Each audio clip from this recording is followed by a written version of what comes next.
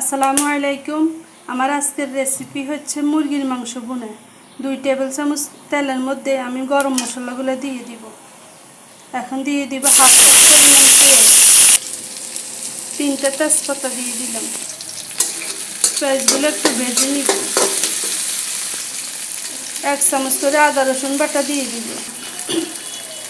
1 চামচ করে হলুদ, 1.5 চামচ করে জিরা, ধনে, মরিচ, লবণ দিয়ে দিলাম।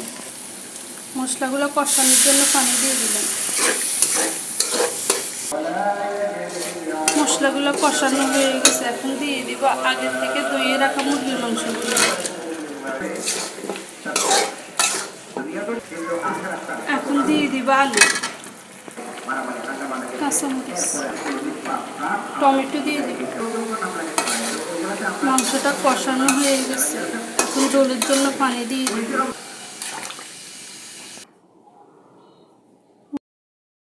মুরগির মাংসটা এখন পরিবেশন করে দেখাচ্ছি।